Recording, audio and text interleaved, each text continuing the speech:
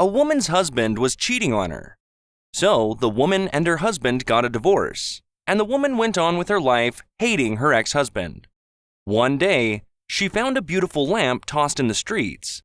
She picked it up and rubbed it a little bit. Suddenly, a genie popped out of the lamp. The genie said, "I feel that you are divorced, so I will grant you 3 wishes. But know that anything you ask for, your ex-husband will get as well, only double." The woman thought about it, then replied, I want to be rich.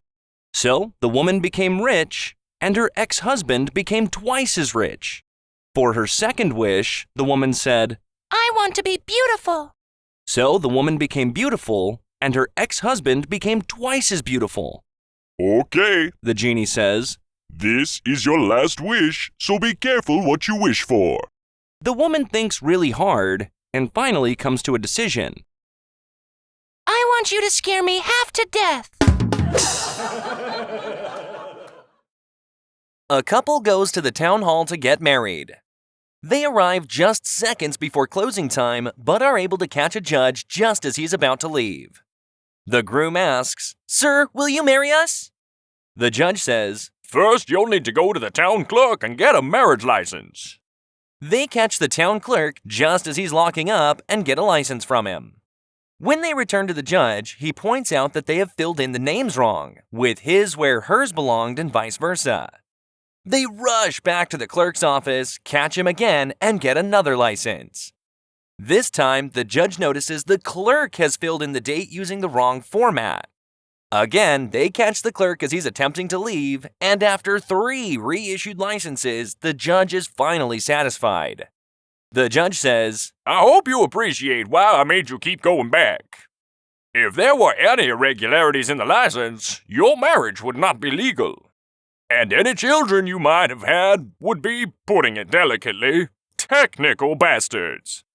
The groom replies, That's funny. That's exactly what the clerk called you.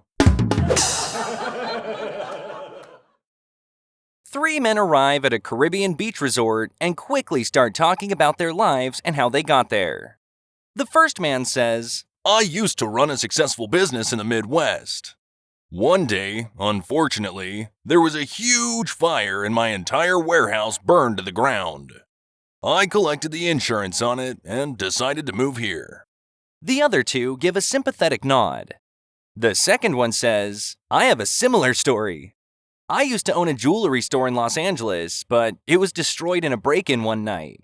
I collected the insurance and relocated down here. They both turn to the third man. He begins, On the East Coast, I used to run a small fishing business. Unfortunately, a hurricane ruined everything last year. I collected my insurance and came here. The first 2 guys look at each other for a moment. Finally, one of them asks, How do you start a hurricane? A man buys a lie-detecting robot that slaps people who lie and decides to test it out at breakfast the next day. He asks his son, Did you go to school today? The son replies, Yes. And the robot slaps him. The son says, All right, I went to the movies. The father then asks, What did you see? The son replies, Toy Story 3? The robot slaps him again. So the son says, Okay, it was an adult film. His father snorts and says, When I was your age, we didn't even know what pornography was. This time, the robot slaps the father. The mother sips her coffee and retorts, Ha, he's your son after all. And the robot slaps her. One sunny day in Ireland, Paddy is sitting in a pub drinking some Guinness. While looking around the pub, he thinks, Wow, that man over there looks just like me. I think I'm gonna go over there and talk to him. So he walks over to the man and taps him on the shoulder. Excuse me, sir, he begins, but I noticed you look just like me.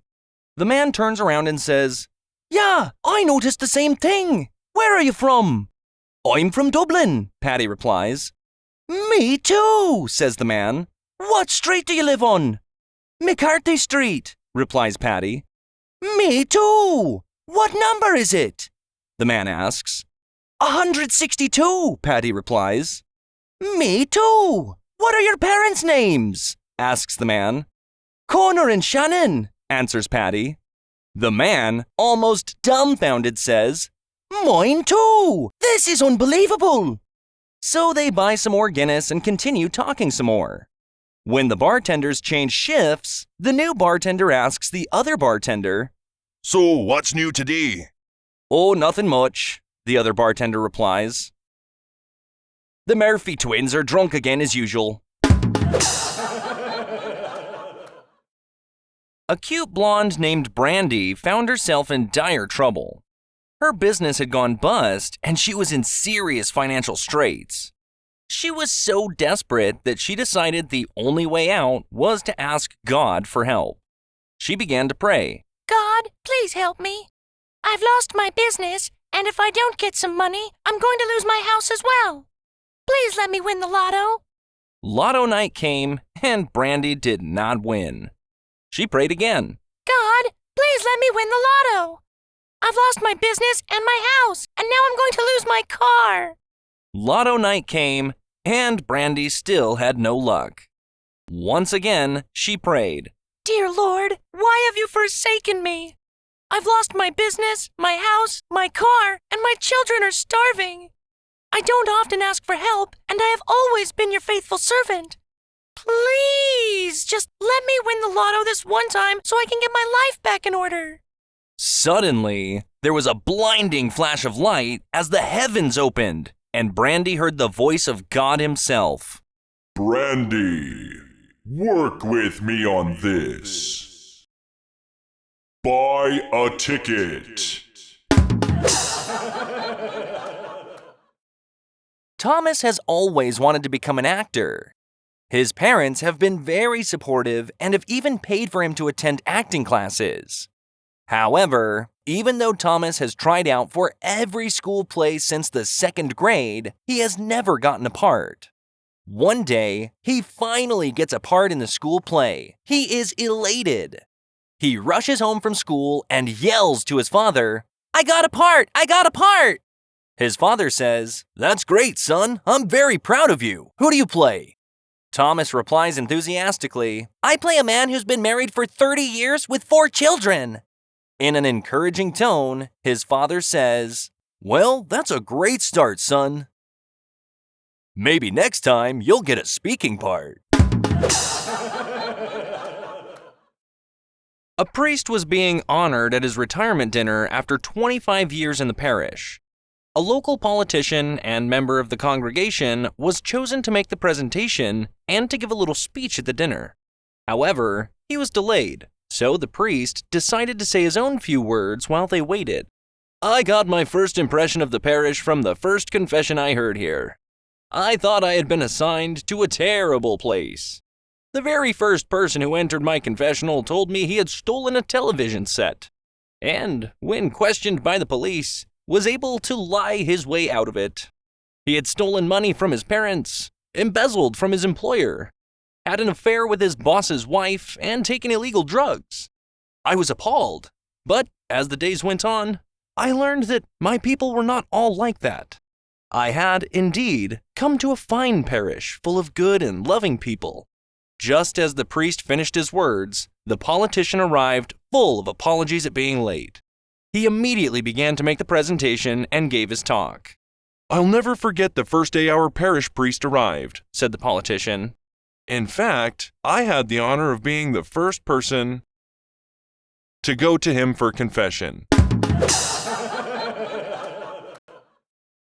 A wealthy lawyer was riding in his limousine when he saw 2 women along the roadside eating grass. Curious, he ordered his driver to stop so he could get out to investigate. He asked one of the women, "Why are you eating grass?" We don't have any money for food. The woman replied. We have to eat grass. "Well then, you can come with me to my house and I'll feed you," said the lawyer. The woman responded, But sir, I have a husband and 2 children with me. They're over there, under that tree. "Bring them along," said the lawyer. Turning to the other woman, he said, "You can come with us too." The second woman, in a pitiful voice, then said, "But, sir, I also have a husband and 3 children with me." "Bring them as well," the lawyer replied. They all entered the car, which was no easy task, even for a car as large as the limousine. Once underway, one of the women turned to the lawyer and said, "Sir, you are too kind. Thank you for taking all of us with you." The lawyer replied, "Glad to do it. You'll really love my place. The grass is almost a foot tall." Sister Mary Catherine lived in a nunnery a block away from Jack's liquor store in Dublin. One day, she came into the store and said, "Oh, Jack, give me a pint of the brandy." "Sister Mary Catherine," exclaimed Jack, "I could never do that. I've never sold alcohol to a nun in my life." "Oh, Jack," she responded. "it's for Mother Superior." Then her voice dropped. "She's getting on in years, and it helps her constipation, you know."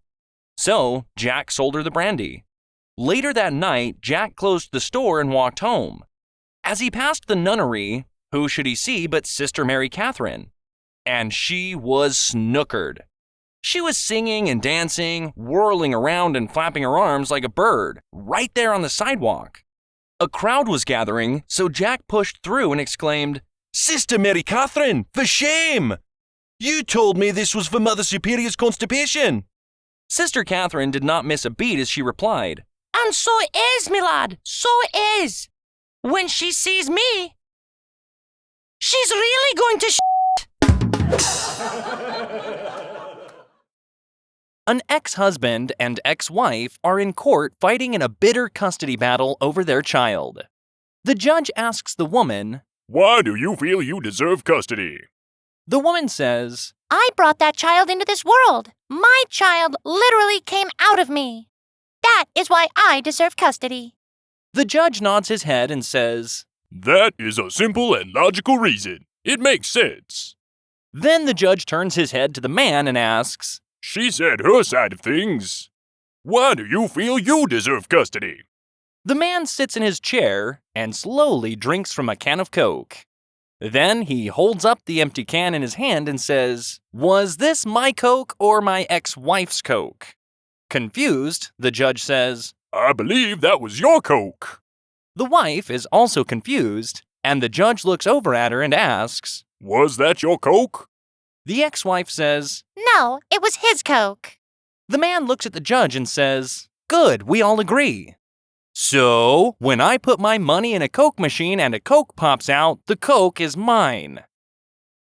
Not the Coke machines. A postal worker is responsible for all the mail that has illegible addresses. One day, a letter arrives addressed to God in a shaky handwriting with no address. He opens the letter to see what it's about. The letter reads, Dear God, I am an 83-year-old widow living on a very small pension. Yesterday, someone stole my purse. It had $100 in it, which was all the money I had until my next pension check. Next Sunday is Christmas, and I've invited 2 of my friends over for dinner. Without that money, I have nothing to buy food with. I have no family to turn to, and you are my only hope.